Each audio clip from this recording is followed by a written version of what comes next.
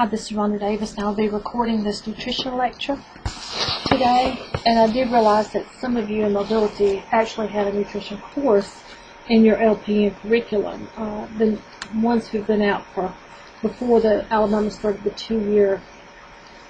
We were all in the curriculum that everybody is doing the same thing, the standardized curriculum. And I think the nutrition went away then when we started that. So if you graduated several years ago, you were fortunate enough to have a nutrition class.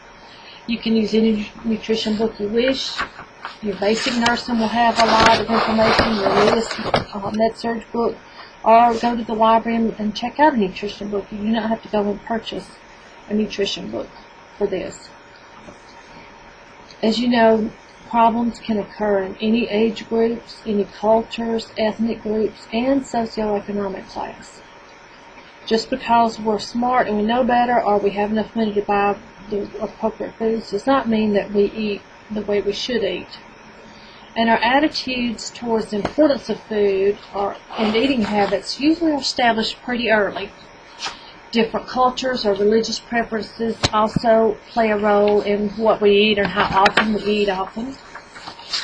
And a lot of our socialization occurs around meal times. We do need a balance, moderation, and a variety of diet. And nutrition is basically the food we eat and how our body uses it. Just a brief to remember about the terms: nutrients are chemical substances. Macronutrients are your carbohydrates, fats, and proteins. And the abbreviation CHO does stand for carbohydrates. Your carbohydrates and fats are our fuel foods, and sometimes we forget about protein. Carbohydrates and protein are both 4 calories per gram. Fats are 9 calories per gram. A lot of our leading causes of death in our nation have been associated with certain diets, particularly coronary heart disease, certain types of cancer, stroke, diabetes, or even atherosclerosis. Why do we need nutrition? It's really to provide energy for our body processes and movement, to provide structural material for body tissue, and to regulate our body processes. Metabolism, just to refresh your memory, is a chemical reaction that makes it possible for our body cells to continue living. Anabolism, reactions to build substances and build tissue. And then catabolism are reactions that break down substances. And our energy in food is expressed in calories. They maintain our metabolic rate and provide energy. And you see anabolism usually in the first year of life and also during pregnancy, where it's building up. Your basal metabolic rate is the rate at which the body metabolizes food to maintain energy requirements of a person at rest or even awake. And our BMR is influenced, of course, by our sex, our body size, our environmental temp, our age, and our growth and development, and also our emotional state. Carbs are the body's fuel source. They're composed of C for carbon, H for hydrogen, and O for oxygen, ones of you that like chemistry. They can either be simple or complex. They are recommended as the major source of energy because they break down rapidly and are readily available for use by our bodies. Your carbs are divided into 2 major groups, either your sugars or your starches. And the sugars are your sugars are your simple carbs. Starches are more complex.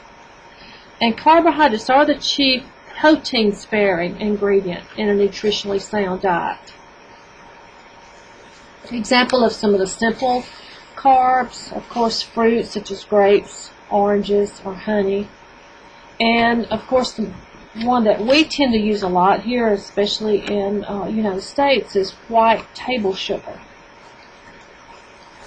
Other simple carbs are things like sweet potatoes, pineapples, carrots, lactose, and molasses and honey. Carbs provide about 50 to 60% of the total calories needed per day, and about 50% of our energy needs should come from carbs, especially those complex carbs. Carbs are broken into the body as glucose. When we're looking at the complex carbs, there are 3 types, such as starch, glycogen, and fiber. Starch is the major source of carbs in our diet, such as grains. Remember, whole grains are better than refined grains. Cereals, breads, pasta. Legumes, such as black beans, pinto beans, navy beans, black-eyed peas, those are all considered legumes. And the starches are a large molecule of glucose. They do require longer to digest than the simple sugars. And so the glucose is available at a slower rate. Glycogen is called an animal starch, and it's found in the liver and muscle tissues. It represents the body's carbohydrate stores. Liver glycogen helps sustain blood glucose levels during sleep. Humans store about 1 day's energy needs in the form of glycogen, so adequate intake of dietary carbs is essential. So, in other words, we store glucose as glycogen. Fiber refers to foods, mostly from plants, that the body cannot break down to digest. It is eliminated from the body in intestinal waste. And it doesn't add energy value to the diet, but it does add volume, which can help you feel fuller after eating. Cellulose helps to absorb water or provide bulk or roughage in diet. This bulk stimulates peristalsis, and the cellulose is undigested. You should add gradually to the diet to prevent bloating. Soluble dietary fiber are things like broccoli, oatmeal, citrus fruits, and they help regulate our blood glucose levels. They also can help with weight loss, and they help to lower cholesterol. Insoluble dietary fiber does not get digested or dissolved. Things such as fruit and vegetable skins, nuts, popcorn seeds, they help promote bowel regularity and decrease risk of diverticular diseases and cancer, but they don't provide energy for us. Our circulating blood glucose, and here we don't really go into the patho, this is just strictly trying to keep it for a nutritional topic information only, but glucagon is what increases our blood glucose level. It is secreted by alpha cells of the pancreas, and it's stored in the liver and muscle tissue.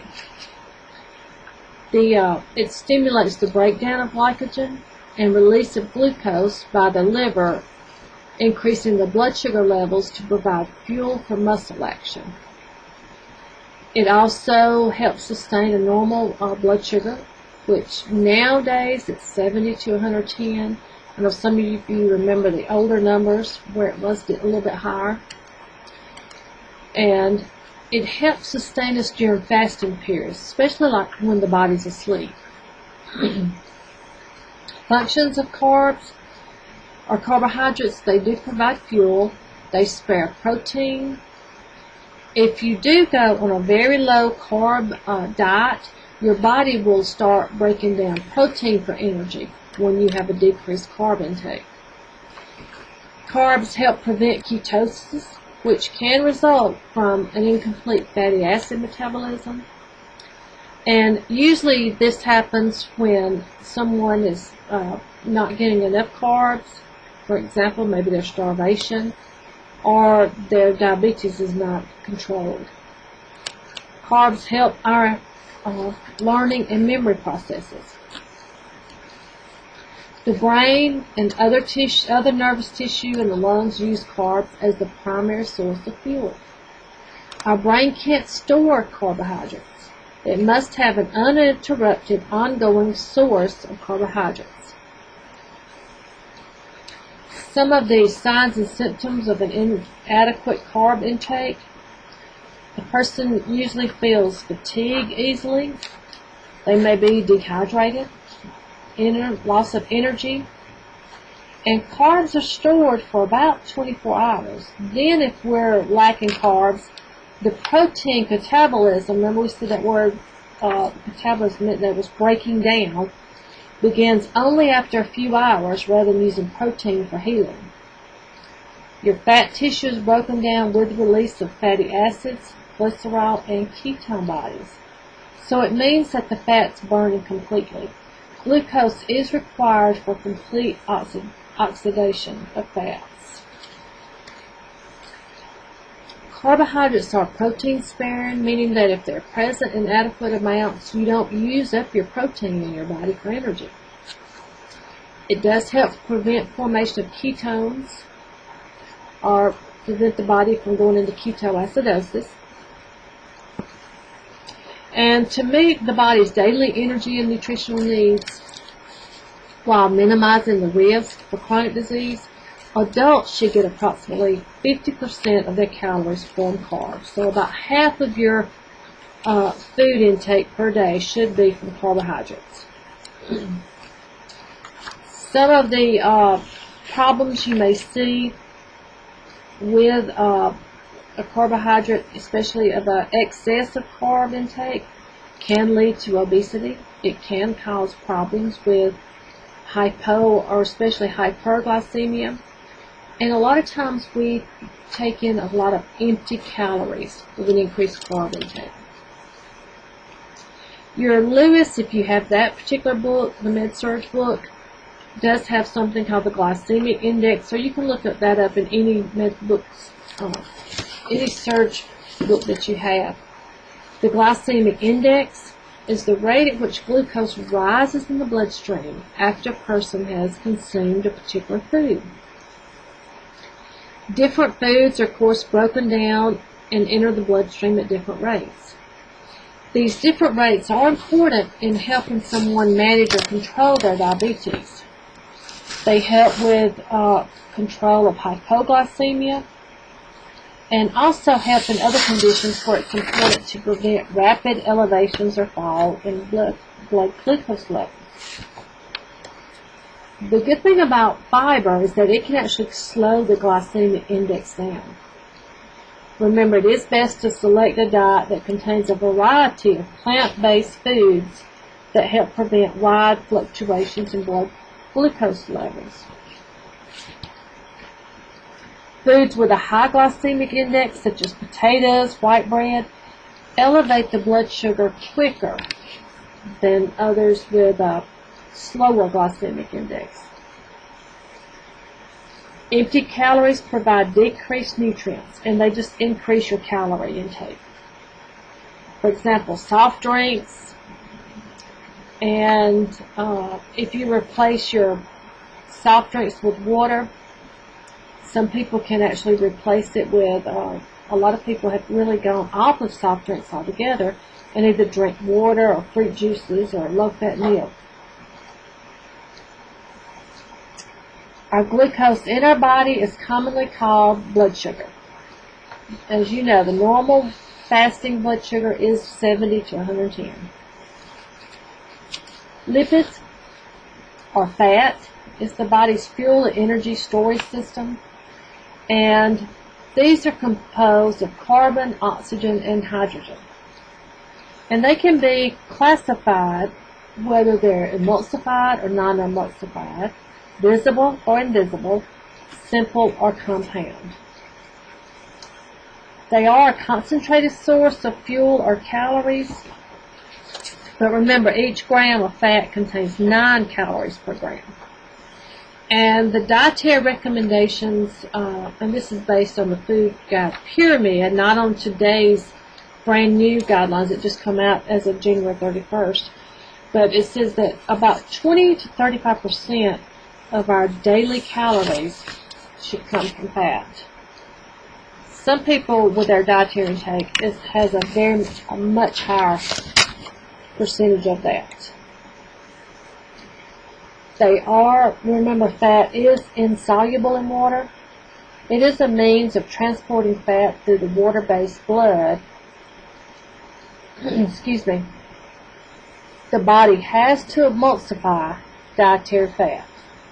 And the way our body emulsifies is it's in the small intestine through the action of our bile salts from the liver to the gallbladder. Emulsifies means it breaks down, in other words.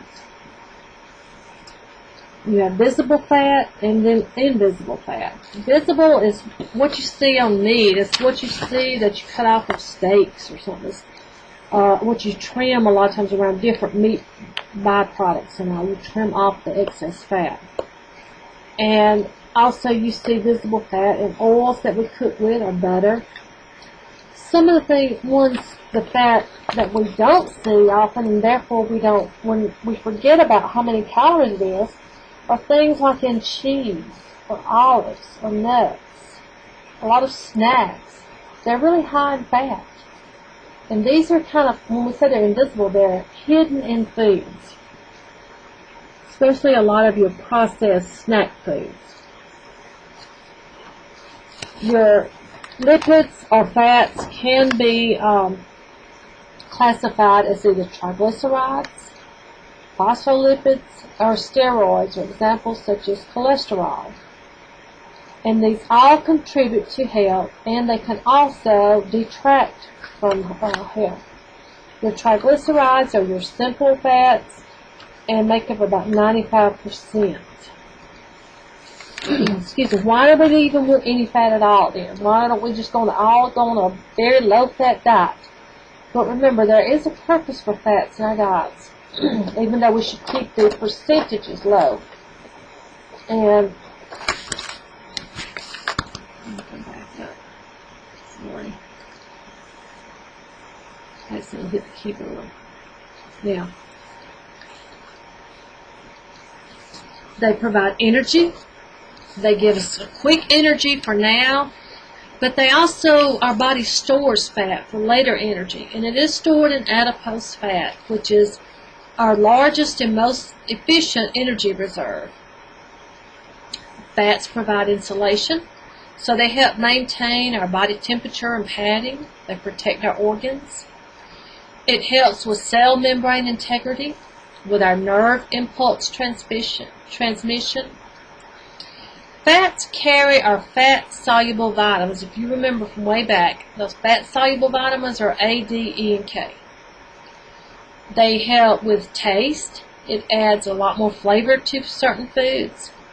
And fats leave our stomach slower, and therefore we usually feel more full after eating a big, heavy meal with a lot of fat content in it. In foods, it does help foods taste better, and it also provides essential fatty acids, provides energy, and will carry those fat-soluble vitamins. In our body, as we said, it would help with insulation, with padding, with energy, and it is certainly needed for protein sparing. Some of the fatty acids, sources of these are beef, pork, milk, cheese, poultry. So your saturated fatty acids are the heavier, more dense, more solid type. They require a higher temperature to melt, and these are usually found in animal products. Whereas your unsaturated are, the more unsaturated the fat is, the more liquid it is at room temperature. These are usually derived from plants. And it is better to use 2% milk or less, or even 1% or skim, to help limit saturated fat intake if the patient is 2 years of age or older. With our monounsaturated fatty acids, I know you've seen this read it on lots of different labels when you're grocery shopping. We should increase our monounsaturated fats in our diet. These are usually liquid at room temperature, so therefore they're usually plant origin. Things you would get monounsaturated fatty acids from would be things like peanuts, peanut oil, olive oil, canola oil, and a serving of nuts is about 1/4 of a cup. So it's not very big, a serving that we need. And just to remind you, our polyunsaturated fatty acids are of plant origin. They are liquid at room temperature.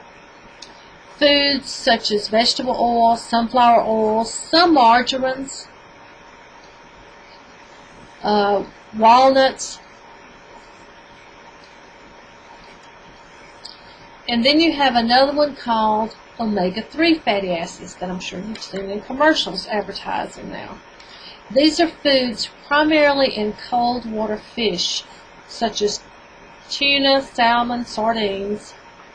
And the alpha-linoleic acid is found in green leafy vegetables, walnuts, soybean. The omega-3 fatty acids have been shown to lower our serum triglycerides. They help reduce our high blood pressure, and they decrease factors involved in blood clotting and stroke. Soy, S-O-Y, is a good source of healthy omega-3 fatty acids. With your trans fatty acid, these are not currently mentioned on food labels. They do carry a risk similar to saturated fats. They can elevate the blood cholesterol and raise the risk of heart disease. These are found in fast foods, particularly your snacks such as chips, baked goods, and other commercially prepared foods. When you're looking at blood lipid profile, remember you have your triglycerides, the lipoproteins, your HDL, which HDL, just remember HD for high density. That's the good guys, HD, the high density. They help carry that cholesterol away from the cell, and they decrease the risk of atherosclerosis. VLDL. These are very low density fats. When they're present in large concentrations in the body, they may increase the risk of atherosclerosis. LDL is low density. These are the bad fats. Major source of cholesterol in the body. High levels are usually associated with atherosclerosis, and they can literally carry the cholesterol to the cell. Our body has unlimited capacity to store fats, unfortunately. And I'm sure you've seen this on TV shows where someone just keeps gaining. And then it really impairs their mobility and may even become bedbound. The blood cholesterol level below 200 is desirable. If it is elevated in the blood, it's a major risk for coronary artery disease. So as your level increases over 200 of your cholesterol level, so does your risk of coronary artery disease, or CAD, increase. When you're looking at cholesterol, it is important in structure of brain and nerve cells. It is a non-essential nutrient. It occurs naturally in all animal foods. You can have an endogenous supply. Our body makes cholesterol from saturated fat in our liver. So our liver literally produces cholesterol even if we don't eat meats. It is a major contributor of plaque, and an increased saturated fat intake may have more effect on your cholesterol than increased cholesterol does. To decrease it, you should decrease your saturated fats, decrease your cholesterol in diets, Increase that fiber. Make some lifestyle changes. Lose weight if overweight. Begin exercising. And remember, there's lots of commercials out there now talking about eating a particular brand of cereal or eating oatmeal a day to decrease your cholesterol. And that's simply increasing your fiber to try to help take more of the cholesterol out of the body. Food sources, of course, it's in all animal products, so things like egg yolks, organ meats, butter, ice cream, cheese. And remember, the lighter the color of cheese, the lower the amount of cholesterol. And a good rule of thumb, if it had a heartbeat or has a heartbeat, it has cholesterol. There are some fat substitutes out there on the market, such as Olean. It is indigestible, so the body doesn't have any way to take it apart. It can cause digestive distress and nutrient losses. For example, diarrhea, cramping, and it can interfere with absorption of your fat-soluble vitamins. As far as our health problems, excess or unhealthy fat has been linked to a lot of different diseases, as you know. Very low-fat diets can be harmful to some people's health, so you've got two extremes there. Low-fat diets are recommended for people 2 years and over to help promote health and prevent disease, but they're not appropriate for certain ill people, such as someone with high non-protein calorie needs related to like maybe chronic renal failure, frail elderly people. They really need more of the density rather than trying to restrict the type or amount of their fat. When you're looking at body fat in a person, the distribution on the body are related to health risk. So a high percent of body fat has been associated with increased risk of disease, even if their body weight is normal. And it goes back to looking at your different shaped people. Where's the body fat located? Is it abdominal or belly fat in the upper body? That the case, you have a higher risk of heart disease, cancer, diabetes. Those are your apple-shaped people. Or is it lower body fat, causing the person to appear with a pear shape? They're not as high risk of disease if it's lower body fat than if it's upper body fat. Your proteins are, of course, the most expensive nutrients. They cost more, and that's why so many people have a high fat diet, because the carbs literally are a lot cheaper. They are in the structural part of every cell. They're made up of smaller building blocks called amino acids, and you find proteins in scar tissue, in hair, blood, albumin, hemoglobin, hormones. And they're composed of carbon, oxygen, hydrogen, and nitrogen. And your proteins, just to remind you, provide 4 calories per gram. Proteins are kind of like transport vehicles, if you want to think of them that way. They do maintain and help with our tissue growth. They help regulate body processes. They help us develop our immunity. Proteins are a backup source of energy. And they also help with circulation of blood and nutrients, and then help provide structure in our body. They're classified as either essential or non-essential. Essential means that they cannot be manufactured by the body and must be obtained from food. All 9 essential amino acids must be available simultaneously and in sufficient quantities for synthesis of body proteins. And then you have something called non-essential.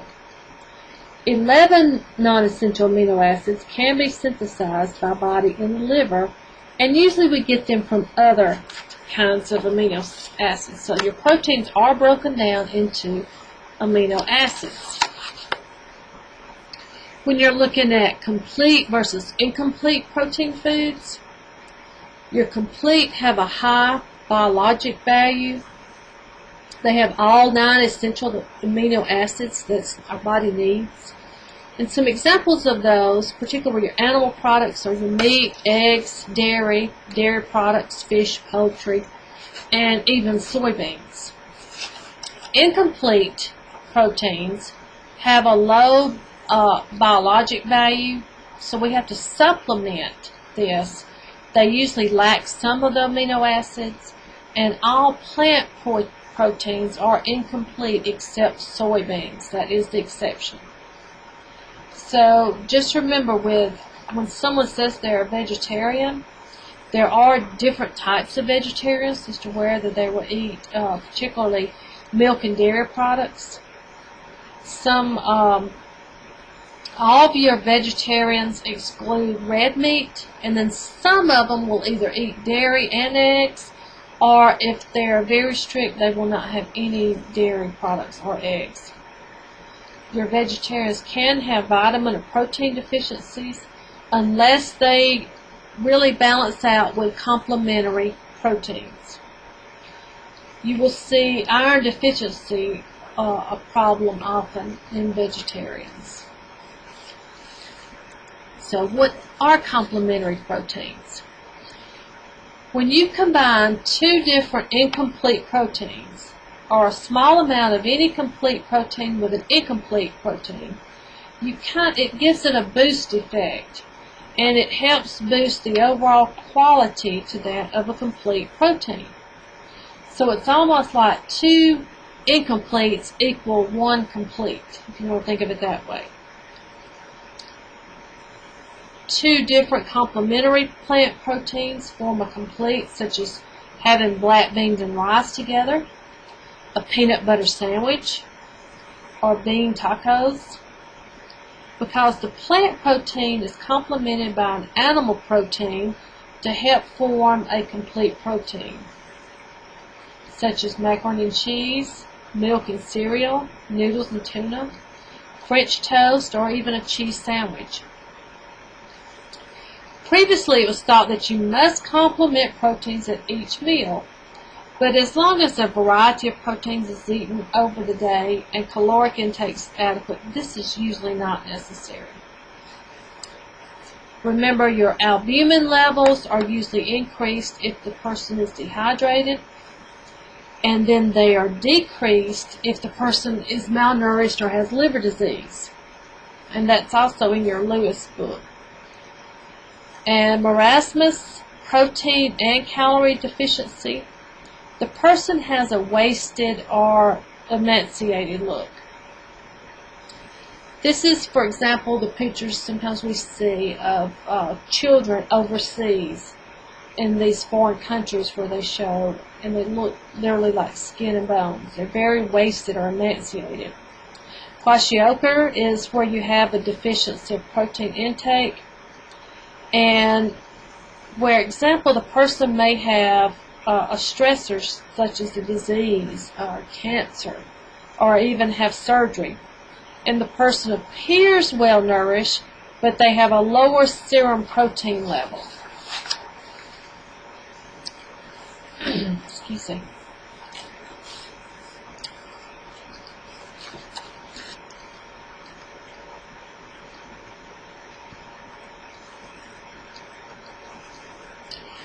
As far as nitrogen balance, our body cells continuously make proteins to replace the ones that we use up from normal wear and tear. And when the amount of protein made is equal to the amount that's lost, then we're said to be in nitrogen balance.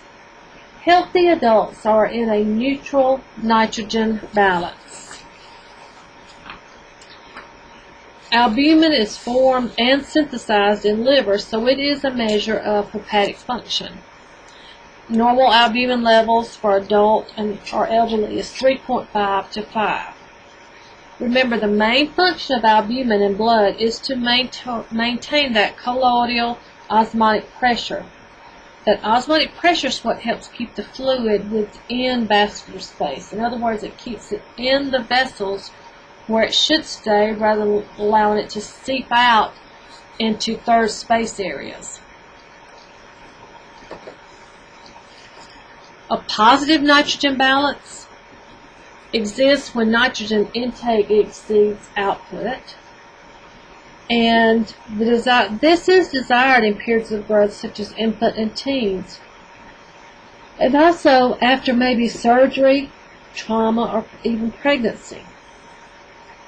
A negative nitrogen balance exists when our output exceeds our intake. This happens when we don't consume enough essential amino acids or calories.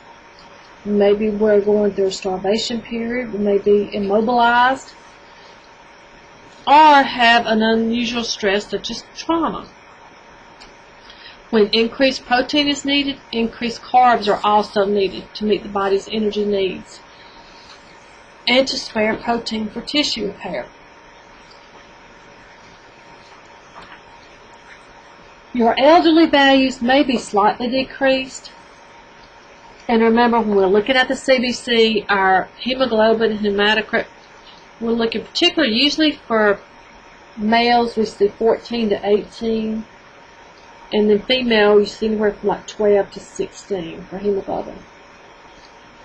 Protein is a constituent of hemoglobin.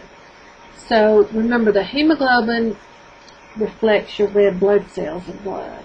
It serves as a vehicle for oxygen and carbon dioxide transport. So albumin is a main protein in the blood. It helps play a major role in maintaining our blood pressure. And it accounts for greater than 50% of total protein in the body. So it really reflects the protein status of blood and organs. The levels increase and decrease very slowly. So when you see a decreased serum albumin, it's usually associated with malnutrition, and it reflects prolonged protein depletion. Some other conditions that may show decreased albumin levels are liver and kidney disease, AIDS, cancer, and burns. So always be sure to look at your person's lab work. Pay attention to hemoglobin, hematocrit. What is their glucose level, sodium, potassium, chloride. The electrolytes and albumin. And remember, all of our patients don't have albumin levels drawn often, but if the person looks like they're in very poor nutritional status, ask the physician if you can check the albumin level. Some of our daily allowances of protein are based on the age and desired weight. And 10% of recommended daily calories should come from proteins. Our infants and teens need more protein than adults do. And deficiencies can occur with emotional and physical stress, infection, and high environmental temps that increase our nitrogen excretion, and therefore it increases our protein needs. They're increased when our caloric intake is inadequate, because protein that's needed for synthesis is being used for energy now. It's usually about 10% of recommended daily calories.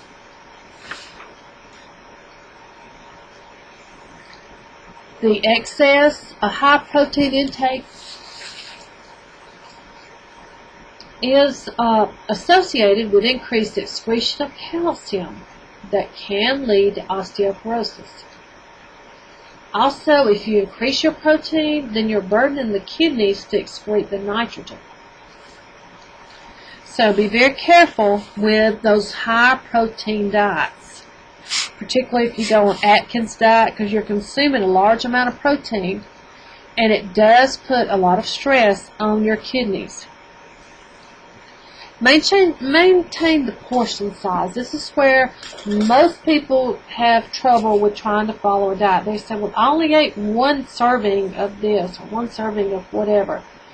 And it's our serving sizes, particularly here in the United States, that we tend to do everything big. We supersize, or we go up to medium size if we don't want the small size drink in all the fast food restaurants. Maintain your portion sizes. Get to learn how much is a portion size. You really only need about 5.5 ounces of meat daily, compared to what, 3 to 5 servings of vegetables, which are a half cup each, or a day, or 2 to 3 cups of milk. Pay attention to the gerontologic considerations of malnutrition. I know this is in chapter 40 if you have the Lewis book.